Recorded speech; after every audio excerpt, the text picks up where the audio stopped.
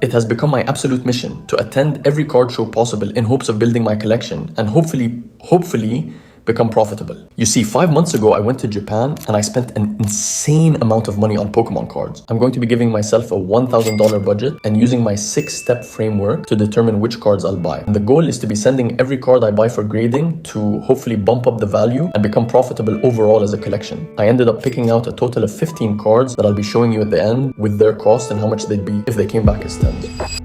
As I'm entering the card show, I'm initially scouting as I'm looking for very specific cards, which brings me to the first rule I put for myself when collecting, and that is to have a predetermined set of cards that you are looking for. My list mainly consisted of SIRs from Mega Evolutions and Black Bolt White Flare because I try to avoid newer sets and scout for cards from sets that are at least 6 months old. As when a set initially comes out, there's a lot of hype and that causes inflated prices. Hey, how are you, bro? How's everything? Good. Can I take a look at a few cards? Can I look at this? This one? Yeah, Charizard new and this. When I'm looking at a card, I look at 4 things: centering, corners, edges, and surface.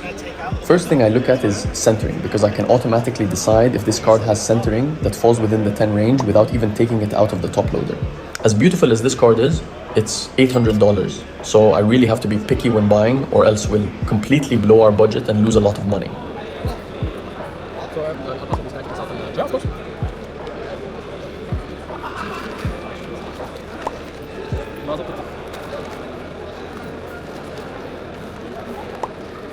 Unfortunately, I'm going to pass on all 3 as they had clear flaws that would stop them from getting a 10. I'm just looking through binders trying to spot any cards that I'm actively hunting for.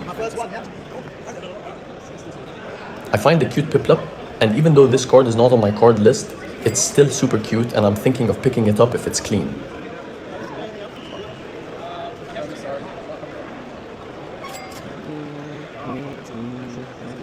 Centering on this is not bad, but the back has clear white dots on the corners.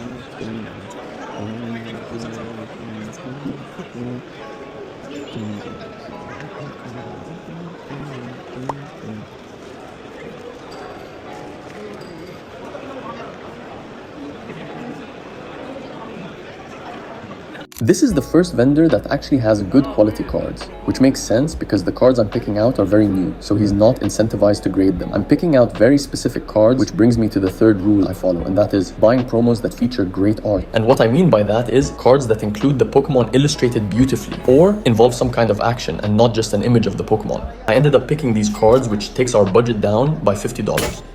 Yo! How's it going, my man? How's everything? It's YouTube. I'm part-timing right now. Oh, really? Yeah, I want to vent one day, so... What's your name? Aina. Aina? Yeah. Nice to meet you, man. I know EB, so he told me you guys are partnering. Like, it's gonna be a couple. I'm gonna go over there and look at the condition. That's fine? That's fine. Okay. The Bulbasaur? The Charizard? Yeah, yeah. And Yuru?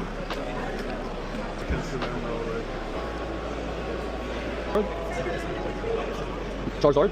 Yeah, this one? Yeah, both of them.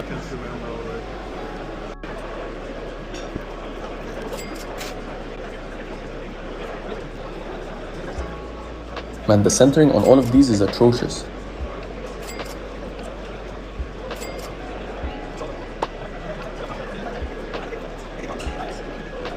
What a beautiful card. I have a Chinese version getting graded right now.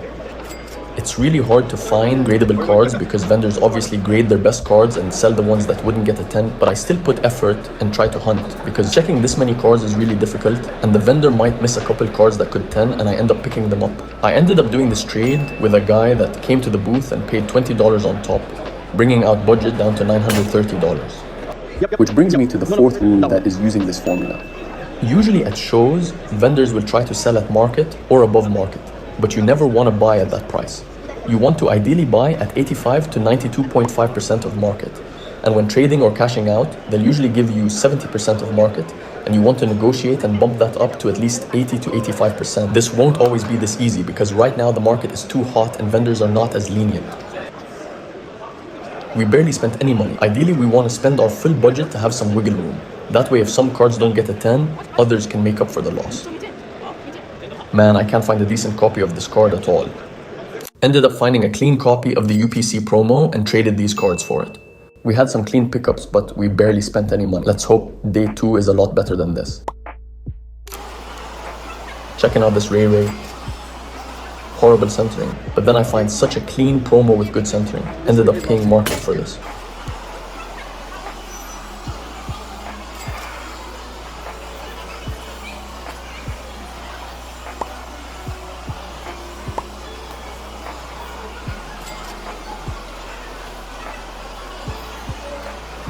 Day 2 is way better. Like I said, vendors start accepting trades, so it's easier to find gems.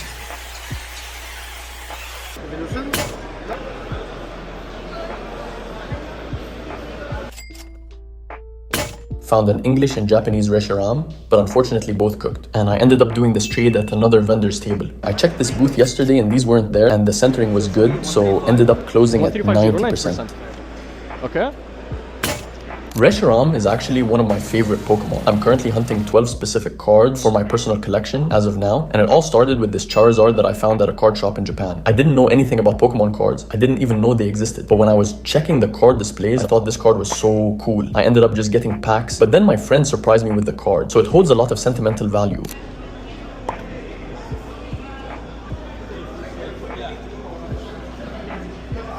This Victini promo looks decent, but I think the centering is off. So just to make sure, I check it with my app, no swirl.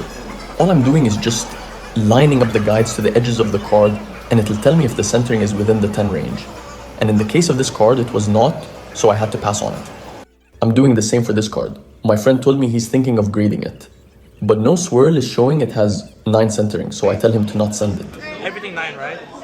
Yeah. Like it's 50-50 right, left, but it's bottom heavy. That's what I'm saying. It's the bottom. Yeah, it wouldn't. It's so clean. And that is when I found another Victini. This vendor is saying he got this from a collection buyout, which tells me a couple of things. This card is probably super clean.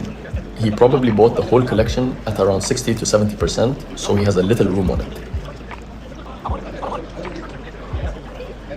Just looking at it, the centering was really good, but I had to double check using no swirl because I wasn't going to risk it.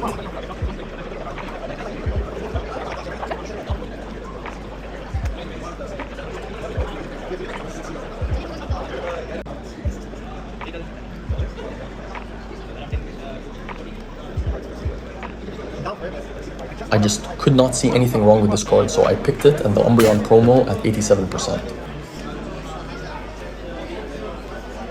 These are all the cards I ended up picking, which brings me to the 5th rule I use when buying, and that is to try and buy cards that are over $100 in a PSA 10 because grading alone is $40. So we need some beefy cards, that way the profits can cover for some losses. I won't be sending all of these, only the ones I think deserve a 10. I already think they are clean, but I take a second look when I'm at home to double check because sometimes I miss a minor defect while I'm checking at the show.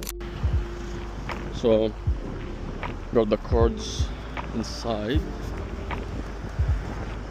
Crazy. I'm on my way now to drop these off for grading. I send my cards through a shop and it cost me around $40. So we have to get a decent amount of 10s. I mean, if the Reshiram and Victini come back as 10s, they pay for everything. This one is Ended up paying $550 for grading with 2 cents as a rush order. He's telling me the rush will come back in around 40 days and the other cards in 6 months. okay.